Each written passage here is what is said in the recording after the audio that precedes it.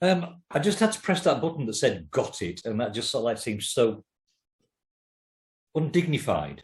It's just like, yeah, are you comfortable with the recording? Got it. Yeah. Got it's not. Other than that, I'm fine. Yeah. How are you? I'm not so bad. I might start using got it for the next time I'm at the doctor's if I'm having one of those kind of male examinations. And it says, "Are you comfortable with this?" Got it. Yeah. I just don't talk when that sort of thing's happening. I just sort of like nod and then go to my safe place. Yeah. Yeah. Very good. So good week. Yeah. Yeah, I'm enjoying myself. I've got some results back that finish off year 2 of the university course of the degree, and I am utterly delighted. I'm at a place I never thought I'd be able to get to, so I'm delighted. I'm utterly delighted. Excellent. Well deserved. Yeah. And I think this whole podcast thing has helped a lot, because I think even though we're discussing stuff that isn't even on the course with the stories that we do, a lot of the theories that we talk about are stuff that you do learn on an English degree, and so it's a practical way of expressing it and looking at it and putting it in your brain. So yeah, and it's like with this story that we're looking at tonight. It's one of those which has got an awful lot of good points and some horrifically bad points as well. And it's just sort of like, how can both of those things occur within the same story? With a story like this, well, I tell you what I'm going to do. We're going to get on with this. Oh, first of all, have you had a good week? Yes, I've had a lovely week, thank you. Yes, you saw that pie that I got from students that said "so long, motherfucker." Yes. And not only was it a lovely looking pie, but it was delicious as well. Yeah. So have you eaten the motherfucker then? You've eaten the motherfucker now? Yeah, and then tried to run it off, and yeah. Yeah, not doing so well with that, but yeah, good week, yes. Very good, very good. Right, well, in which case, let's go straight in with the question. Ash, what have we been reading this week? All right, buckle yourself in, because this was a fairly lengthy one, and the synopsis I've found, because I'm not going to take any credit for writing this, the synopsis I found is a chunky one. So, we've been reading The Willows by Algernon Blackwood. And he begins, our narrator is canoeing down the Danube on a sightseeing tour with his friend, the Swede. And the two are just leaving Bratislava, Slovakia, when they enter a strange and deserted stretch of wetland dominated by sandy shoals and silver-leaved willow bushes. He solemnly notes that it is a region of singular loneliness and desolation, where the Danube's waters spread away on all sides, regardless of a main channel, and the country becomes a swamp for miles upon miles, covered by a vast sea of low willow bushes. The currents shift mercurially, cutting channels. One day there were none, marking or destroying sandy islands without notice, and making the navigation of such a fluid place tremendously treacherous. Seasoned adventurers, the narrator and the Swede, dismiss warnings they get in Bratislava about the curious misanthropic nature of the marshlands and press on in their Canadian canoe. But the narrator thinks there may be something to the locals' anxieties. So the sense of remoteness from the world of humankind, the utter isolation, the fascination of this singular world of willows, winds and waters instantly laid its spell upon us both, so that we allowed laughingly to one another that we ought by rights to have held some special kind of passport to admit us, and that we had somewhat audaciously come without asking leave into a separate little kingdom of wonder and magic, a kingdom that was reserved for the use of others who had a right to it, with everywhere unwritten warnings to trespassers for those who had the imagination to discover them. After a long day of paddling, they land on a sandy island. Although it's a good acre in size, they note that the slushing waters are already dissolving its borders, and it's covered with willow bushes. Something about their movement and omnipresence disturbs the narrator's imagination, but his friend is utterly practical and seems to feel nothing but relief at stretching out on the sand. As twilight falls, they search the island for firewood, and in the gloom over the marsh, they notice something odd in the water. It looks like a man's body turning over playfully or helplessly in the current, with yellow glowing eyes. Shocked at first, they later realize that it is only, or appears to be only, an otter, and they laugh it off. But as they do, A real man passes their island in a boat, shouting inarticulately to them in Hungarian and making frantic gestures. Before he drifts out of sight, he makes the sign of the cross, leaving the narrator deeply disturbed, although the Swede assures him that the man must have taken them for ghosts. As night falls, the wind stirs up from the marsh, rustling the willow branches for miles around, creating a strange, unholy humming noise that the narrator imagines to be the sounds the planet must make, could we only hear it driving through space. There is something abnormal about these bristling, nodding willow shrubs, but who could be afraid of a sea of bushes? Nonetheless, he senses that the sound is melting into a sort of common note and that it has a message. The note of this willow camp now became unmistakably plain to me. We were interlopers, trespassers, we were not welcomed. The sense of unfamiliarity grew upon me as I stood there watching. We touched the frontier of a region where our presence was resented. Late that night, the narrator is woken up by his intuition and stumbles outside to look at the sky. To his horror, he discerns a flowing column of grotesque, luminescent elementals flowing into the heavens, parading madly in the air above the island. He associates them with the old gods before the Romans, who'd have claimed this desolate territory as their retreat from modern man. Wild elementals of nature who have more in common with the black cosmos beyond than anything on earth. He hopes that it is a dream, but he knows that he's awake. When the vision disappears, he returns to the tent, but is frightened by the sound of patterings on the sand outside, as if a host of strange creatures were sneaking around them. That morning, the Swede's mood is dark and serious. The bottom of the canoe has been slit open, one paddle is missing, and another seems to have been sanded down beautifully to a thin pane of wood that will snap in the water. The Swede grimly claims that this is an attempt to prepare the victim for the sacrifice. They sense that it is an intentional sabotage and that the nets are closing in on them. On edge, they proceed to patch the canoe, but are revolted by a strange new phenomenon. Conical pockmarks covering the sand around them, the bizarre telltale markings of the willows the narrator suspects. As the island continues to shrink around them, the two men discover that some of their food is missing. The practical Swede is forced to acknowledge what is happening and proffers his own interpretation. They have wandered into a window zone where a fourth dimension makes contact with the physical world, allowing extraterrestrial forces to peek in on human activity. He fears that anyone who tarries too long in this frontier between the two worlds will become a sacrifice to the elder gods, being transformed into something entirely unhuman. Apparently the Swede isn't so unimaginative after all, because he admits that he has been sensitive to these liminal zones his entire life, spaces occupied by immense and terrible personalities which dwarf human concerns and make everyday care seem like dust. He recommends that they try to keep their wits about them and keep their minds quiet to prevent the elementals from feeling their thoughts. He supposes that they could be spared if another sacrifice could be found, but doubts that this is possible in so uninhabited a place, and warns the narrator not to think, for what you think happens. As night deepens around them, they hear the atonal music of the willows and discern something inhuman and otherworldly moving towards them in the darkness. Terrified, they violently stumble into one another. The Swede is knocked unconscious and the narrator is rocked with pain.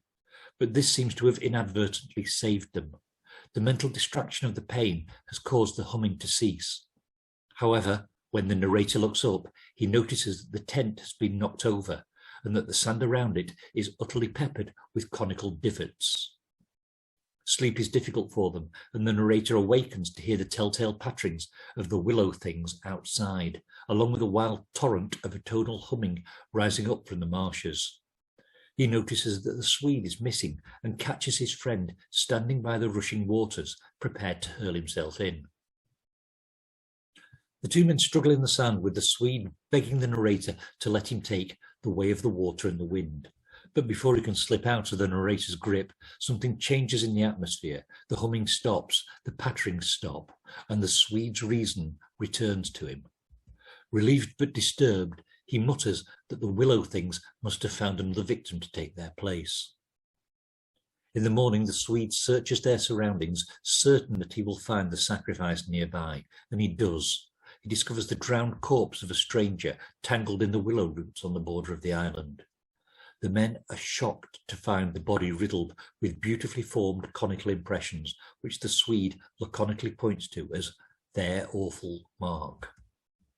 They decide that they must give it a decent burial, but as soon as they touch the corpse, the humming noise rises angrily, possessively from the marshlands.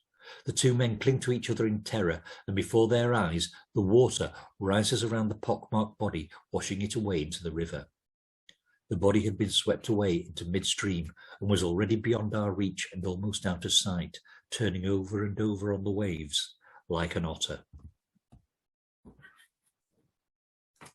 Yeah, I think that was a little bit longer than the one I read. Yeah, that was... Yeah, that's definitely the story I read. Yes, and quite a lengthy one as well. Yes. What did you think to it? For all of my better judgment, I loved it. Why? What worked for you? It's the fear that works. I loved the idea that it has. Is it supernatural or not supernatural? I loved all that. I loved the whole kind of like Deliverance, Blair Witch Projectness of it. It was becoming fearful of the surroundings because you didn't know what was going on in a storm, and it was almost like, I don't know if you've seen The Lighthouse. That's a really... No, I haven't. No, it's absolutely astonishing because it does play on the idea of just two people going insane because of their surroundings, or are they? And that's the whole thing: is, are there really supernatural things, or are they just really going insane because they are completely isolated from everything else? And I just adored it, and realized as I was reading it that I had read it many, many years ago, and that it had sat on me, that whole idea of the isolation. So I think I loved it years ago. But the bits I shouldn't have liked is the fact that he kept calling him the Swede. It's an incredibly impersonal story at times that we moaned at Charles Dickens for doing, and he does it all the way through here in this one. Yeah, he does. But it was the atmosphere he built around it. The descriptions were equally as skillful as Dickens, but where Dickens failed to create that atmosphere, I think this one absolutely created it in spades. It was genuine fear of the unknown. I think that's why, I got a little bit rankled with him just being the Swede all the way through. Yes.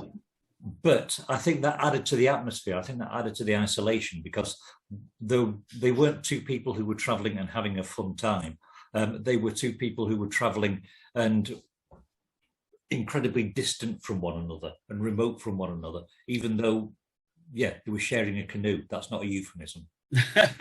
Well, there's a little bit of that. There were Canadian canoeing, definitely. I think it sounds worse. It does, doesn't it, with the way they put it? There was a lot about it that was very much of its time that I think had that kind of, the modern age would now find it funny. Where I think at the time it would have been absolutely hilarious. I'll tell you, there was so much that I think this has influenced further along the line. So much.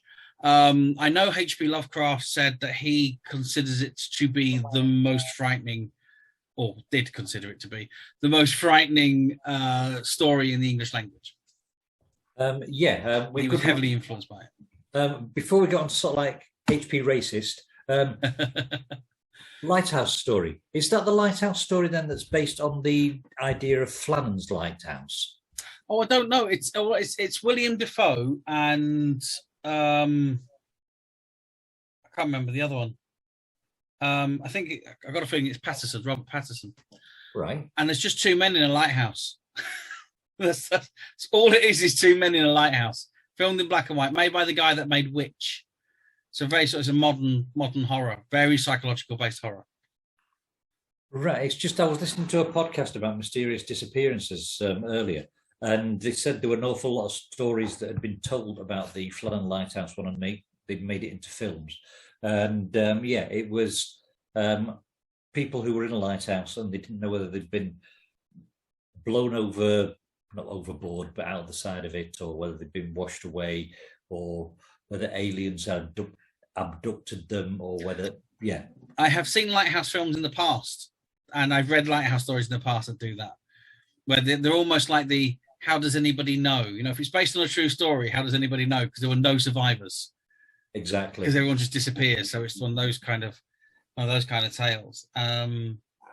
No, this was Deliverance. This was Southern Comfort. This was Heart of Darkness before Heart of Darkness was written. It was, wasn't it? Yeah, it's one of those sort of things. Of Heart of Darkness is very problematic in particularly when put through a not particularly strong post-colonial lens. But now you get exposed to this story, you kind of wonder how much of Heart of Darkness was written from the imagination rather than any kind of informed viewpoint at all. And I know that's probably very sacrilege what I am saying there, but it's just that there were moments in this story where I genuinely thought I was reading Heart of Darkness. I can get that, yeah. You mentioned Lovecraft before. Yes. Yeah, we said that Lovecraft had said this was one of the most frightening stories I ever read, and anything. And you can sort of like see an awful lot of the elder gods in there, can't you? Yes. Where it's not where these guys escape, not because they're particularly resourceful, not because they are particularly clever or they do anything special, but just because the gods can't really be bothered with them. They've already got their sacrifice, and these two guys can go off and Canadian canoe one another until their eyes pop out. Yes. It's fascinating, that whole final scene. It has so much tension and power about it, because you can hear the storm, even though he never really describes it. You get that whole kind of like, you can imagine him shouting over the sound of the rushing river around them, and you just get that whole, what are you doing? And he's wandering off into the water and, being all Virginia Woolf about it. And it's just like, those bits of it were just so powerful. Just so powerful. I thought it was an incredible piece of writing at times. I mean, one of the things that I think is, excuse me, incredibly effective about it is the fact that you've got a horror story and there was no need for blood, guts, or gore. And we were discussing this before, because I'd written a story recently, which I shared for a competition thing. Now, I had genuinely written that story before the reread of this. And because, we've been doing a lot of this sort of stuff. So I'm very H.G. Wells orientated, and we've got the Lovecraft stuff coming in and the Edgar Allan Poe stuff coming in. So I was trying to get that flavor to it. And then I read this and thought, I've just written my own version of this, because it was all about fear and getting that layers of fear without the gratuitous stuff. There's no gratuitous violence. There's no gratuitous gore. No, even when we've got a dead body, the dead body is described in such bland terms that, it's nothing to be fearful for. It's not the dead body from the striding. Yeah, which scared the shit out of me. I mean, even when we see that first one where it's sort of like, oh, there's a dead body, and then, oh, no, it's not her. And there's part of you thinking, what the fuck is wrong with you guys? That you're sort of like there thinking, it's a corpse. No, it's not. How do you confuse those two fucking? You don't, do you?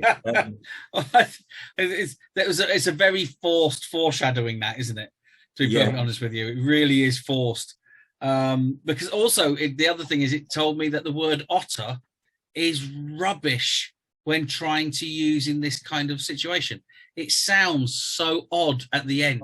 When he goes, and it was turning and tumbling in the river like an otter. It just, it's almost like an Alan Partridge word. Yeah. Describing something. I get what you're saying there, yeah. It is kind of an odd one. I want to talk about some of the things that I didn't like. My friend, the Swede, that's just, thank goodness he wasn't a different skin colour, otherwise, it would have been, I dread to think where that one would have gone. It's the friend thing on that one. I actually, if they were complete strangers that met up and just decided to do this together, because I backpacked around Europe, and you meet people as you travel around, and the idea of going, let's go on Jolly Jake's adventure of canoeing down the Danube, you know, and I've just met with someone I've never met before, and then you're constantly calling them the Swede. Great, that works perfectly. But as soon as he said, my friend the Swede, it's like, yeah, is that my signalman? It was just really impersonal. Yeah, and I think later on we get told about the peasants, the local peasants, and you just think, how far fucking up yourself are you? But yeah, the local. And were they suggesting using one of the peasants as a sacrifice at one point? At one point, yeah, that's what the Swede was, wasn't he? Yeah. Which, again, that does sound a little bit as though there's a class structure to which they're adhering, but which is probably not something we would want to bring into the 21st century. Yes, yeah, very much so. It's very privileged. Incredibly privileged, the actual thing that's going on, yeah. But again, even though those were parts that I didn't particularly care for or like, I think that added to the characterization so that we were able to sort of like see that these are people who have got that sense of privilege. And yeah, even then, the elder gods of the Willows don't really care two halfpennies about them. It's one of those things is I think it does sit more with the time. I think it is one of those ones where you can read it and forgive it certain things because of the time it was written, where that class thing, that Victorian, that turn of the Victorian, it's 1905, I think this was written, and it's like that turn of the Victorian, turn of the century in the Victorian times, and there was that definite split in the class structure. You know, it was very, very prominent, and we're still feeling a lot of that today. Yeah, almost certainly. I mean, one of the things that I wanted to do when we started reading these stories and discussing them whilst it was being filmed, I didn't want to delve into bullshit with any of these. If I thought a story was shite, I wanted to be able to say that was shite, and I wanted to be able to say why it was shite. And if it was good, I wanted to be able to say it was good. And the whole idea of, well, it's of its time, was something that I thought, shouldn't be saying it's of its time. If you've got a racist grandparent who's sort of like sitting around saying rude things about people because of their ethnicity, you don't just sort of like think, well, it's of his age. You just think, do you know what? I'm putting this fucker on a flight to Dignitas or something, and getting him solved as a problem. So yeah, I didn't want to sort of like pander around that sort of thing. But I think with a story like this, yeah, as you say, if you try and appreciate that it is of its time, that you've got privileged people, and he's so privileged that even when he's in a friendship with somebody who comes from Sweden, he just refers to him as the Swede because I was too lazy or stupid to learn the language and to learn the name. Or that could be his nickname. They might have even gone to public school together, and you know, and because he was from Sweden, he was known as the Swede. He might not have even been from Sweden, but the reason I think, he might have just liked eating Swede.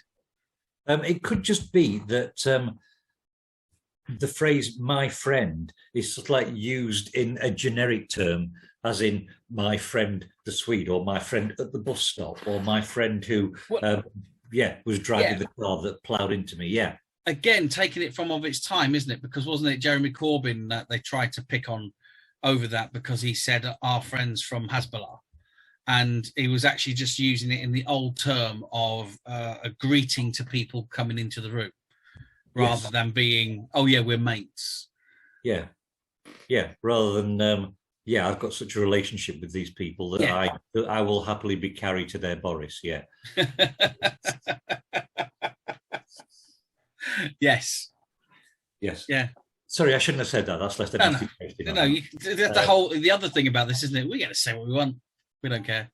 But I agree with you. And part of it was, it's not about forgiving it because of its time, because there was stuff that we were in with H.P. Lovecraft, for example, where he's using language. However, I remember when we read Pigeons from Hell, is one of the great things about Pigeons from Hell was it was of its time, and it had that feeling like if it was a modern writer writing about that time. And I actually, just to put a caveat on it, is I actually think it's incredibly disingenuous if someone is writing about that time and completely sanitizes it away from that, and doesn't approach things like, you know, how racist people were back then. If they're going to have characters from, you know, like the Deep South, for example, and they're not being faithful to the time, then there's something wrong there as well.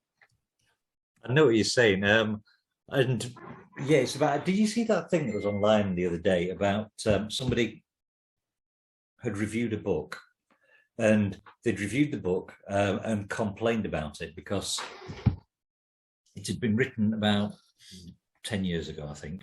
And but it was set in 2020, 2021, right? And the person who'd been reviewing it said that they'd only given it 2 or 3 stars because the writer hadn't mentioned the worldwide pandemic. And it's just, how was the writer supposed to fucking know about it? Yeah. I did see that. Damn that writer for not predicting the future. Yeah. Yeah, it's just insane, really. So, yeah, writing does sort of like fit into that horribly niche place where we will sort of like, you need to know what's happening in the future. You need to be sort of like contemporary for what's going to be happening for people when they're reading something tomorrow. And that's one of the things I like about, in a way, I really like about the turn of the century writers. You know, when you look at H.P. Lovecraft and you look at H.G. Wells in particular, the way that they were contemporary writers of their time that now read historically rather than trying to be contemporary now. So for me, War of the Worlds, for example, really works as a Victorian invasion, and it becomes an alternate past at that point. And I love that. And I love the idea that it doesn't, things don't have to completely align to realism in that respect. We're going to get a little bit of that in the one that I'm choosing for next week, actually. But that whole point of, you're a writer, you should be able to pick the ball up of now and run with it in any direction that you want, without, you know, somebody going, yeah, but you didn't think about switches, did you? You never thought about push buttons on spaceships when you were writing sci-fi in the 1950s. Everything was switches. Nobody invented the push button, you know. Nobody invented the keyboard.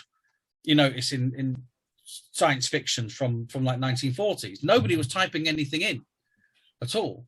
This was one of the things that I used to love about, I think it was Star Trek Voyager, when Paris went on the holodeck, he would go back into 1950s sci-fi.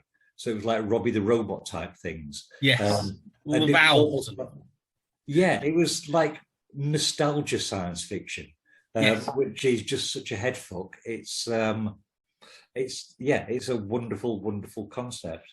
And yeah, what we got with H.G. Wells, it's almost like he was a forerunner for steampunk, really, with the old stuff. Well, it is, isn't it? The whole steampunk stuff is based around Jules Verne and H.G. Wells. That's that's the major ones, because they were the ones that are making. They were like industrialists in a way, where they had things made out of metal and valves and steam and, you know, all that kind of stuff going on. But thinking about how to use it in a really modern way, even though that technology was going to get completely stripped away, it still had that futurism about. You can imagine reading 20,000 Leagues Under the Sea when it first came out. It must have blown people's minds at the idea of this huge submarine, you know, that was built so audaciously. You know, where nowadays, if you try to write that as a contemporary piece, now people will be going, yeah, but we've got nuclear submarines. Why aren't you using a nuclear engine on it? Why are you making it like Titanic underwater? Well, that's a bit wrong, isn't it? Titanic underwater. It was underwater, but you know what I mean? Because it had that steam power about it. It was, you know. I mean, looking at these trends, the way you look at sort of like Mary Shelley's Frankenstein, and she talks about whatever. It was galvanizing. I was going to say whatever fucked over didn't happen technology that she. You look at War of the Worlds and these alien invasions. You look at Jules Verne's submarines, which I don't suppose he really predicted them. There was that technology already going on. He just sort of like he It was an extrapolation, wasn't it, of the of Yeah, the I was time? going to go with extemporized, but yeah, extrapolation. I think that's a much better word for it. Extrapolate. But what about when we look at cyberpunk? That's almost as though that is predicting the future. When we look at things like, I'm going to say the cyberpunk novel. That'll do, because there's only ever been one cyberpunk novel that has been reprinted several thousand times with different names in.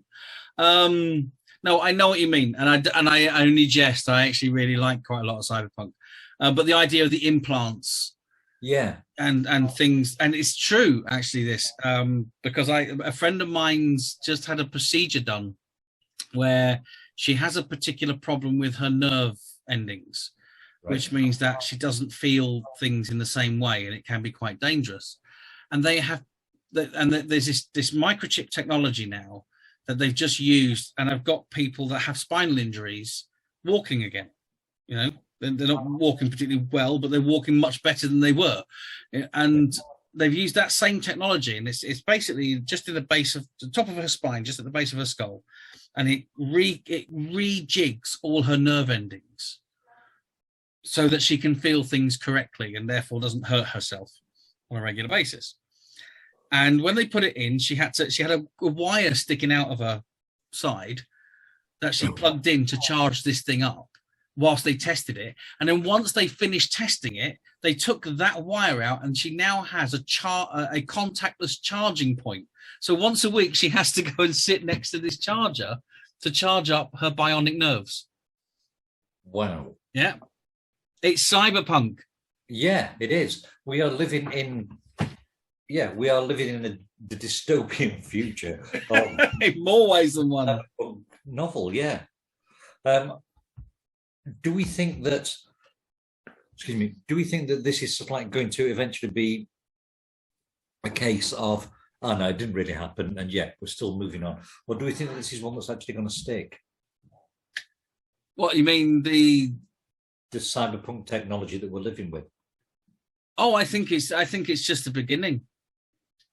I do. I think I can't remember who it was that came up with the idea of the download, the conversion, and the singularity.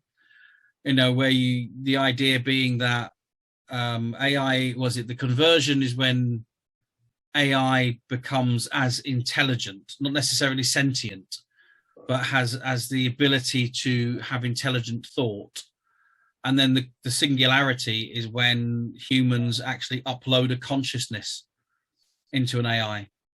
So you can take somebody's consciousness and then upload it directly onto a network. And I think we're heading towards it. I think the predictions of technology are there. And I think it's hard being a sci-fi writer nowadays because technology is moving so quick. I'll give you an example. Is the last James Bond movie. Funnily enough, No Time to Die. It got delayed because of the pandemic. And in that year, they had to go and reshoot some of the scenes because technology had actually overtaken some of the gadgets they had originally shot in that film.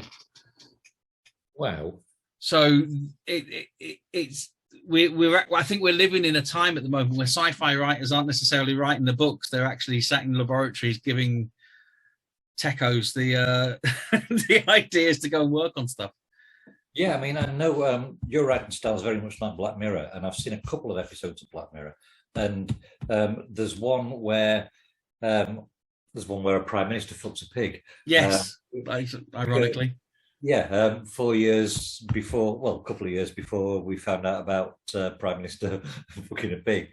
There was a brilliant one with Miley Cyrus as an artificial intelligent doll. Did you see that one? No, but I've seen Ex Machina does that kind of thing as well, doesn't it? And Mama. Yeah, and it's just such. I think we're already at that stage where we've got these intelligent dolls.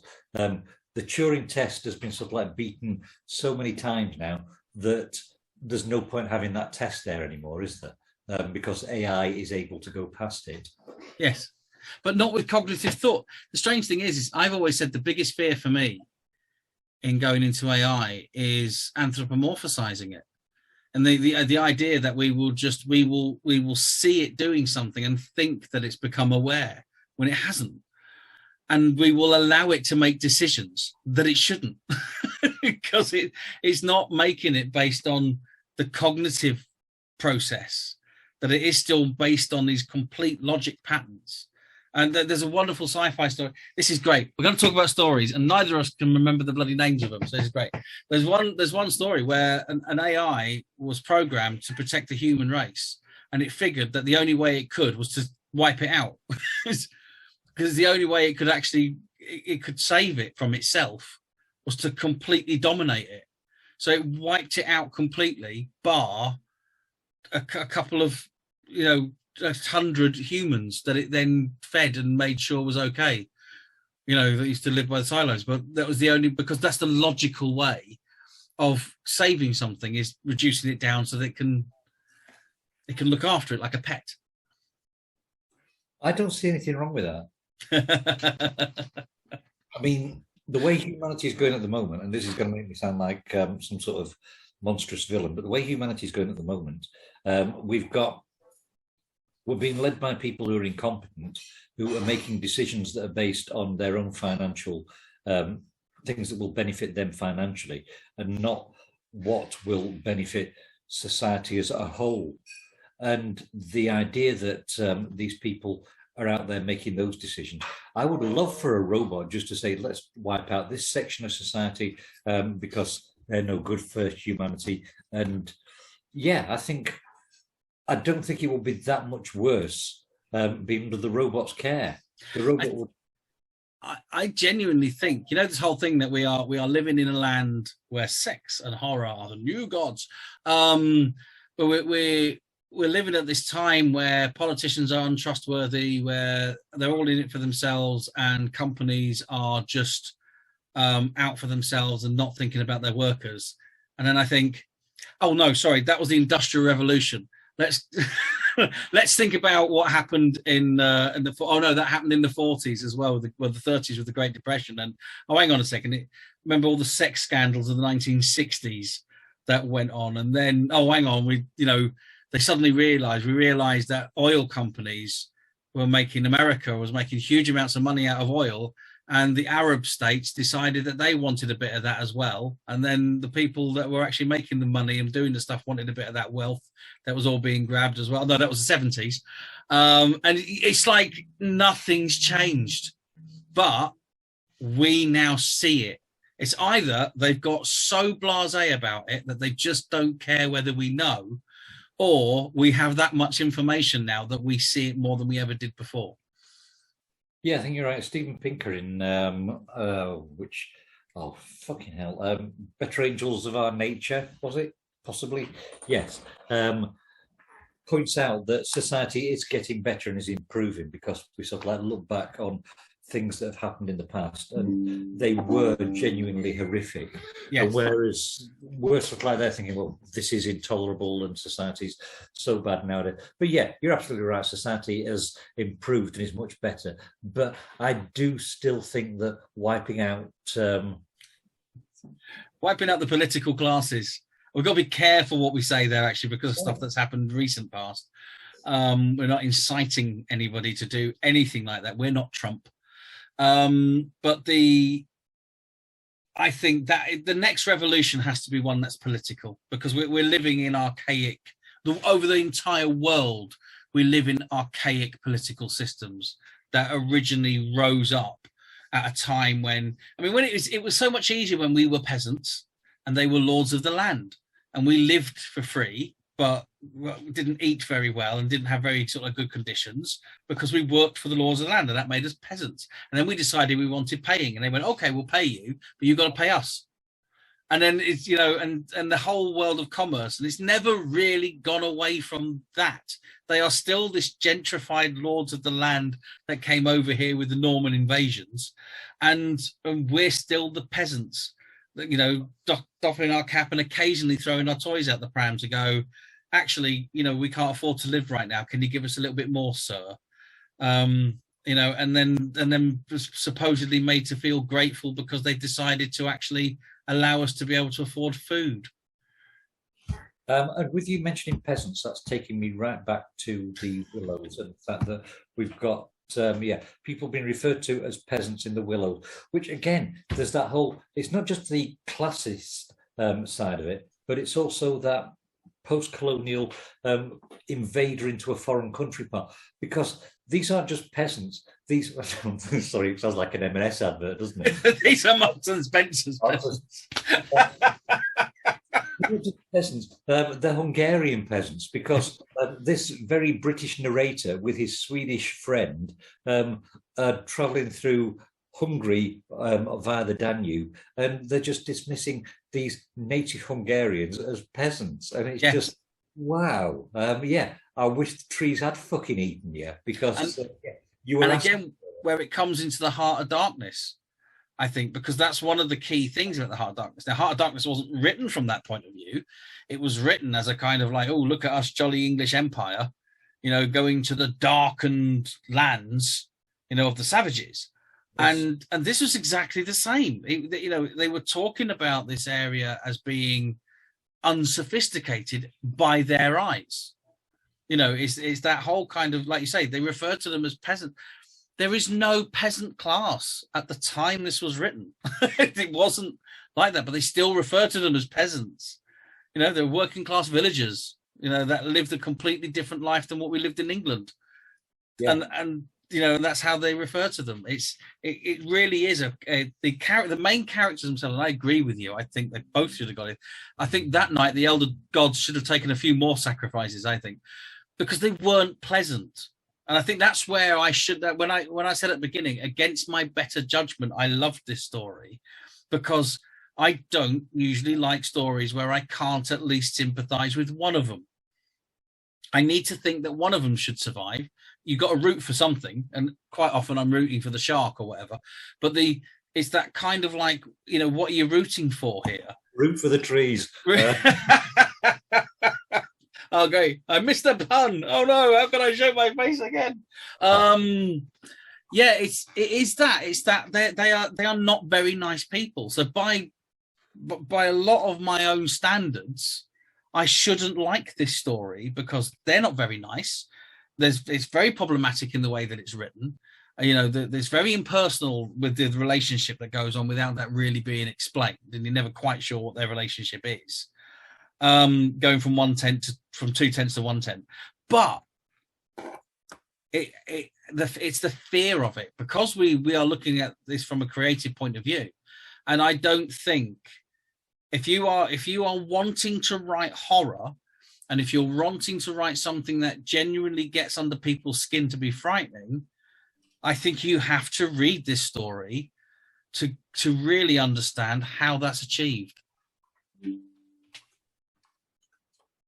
I'm just going onto Urban Dictionary to find out what a Canadian canoe is. It just sounds like it should be something, doesn't it? Yeah. There is a thing about a canoe, isn't there? But I think that's the Hershey canoe. Canadian canoe. My God, it's on here. Is it? Go on. What is it? It's a sexual position where three females sit on a male at positions one will rest. It's there on Urban Dictionary for people to. Yeah. Obviously, the Canadian canoe, as it is on this screen, isn't mentioned in the story that we were reading. No, but I'm getting the idea that the Canadian canoe is one canoe that multiple people, by the sounds of it, up to three, can get in on their knees and then use a paddle each in order to navigate things like rivers. No, apparently this is very similar to the American canoe, except we use maple syrup on this.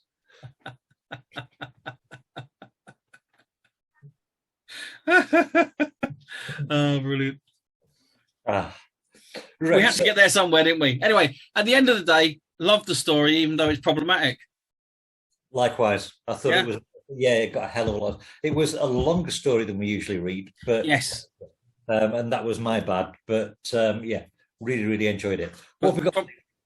Going down a very, very creative story, though, and that has to be mentioned. At the time this was written, there's nothing like it. It was really out on its own. So, as a creative point of view, definitely need to look at that. So what was it you said, Ash?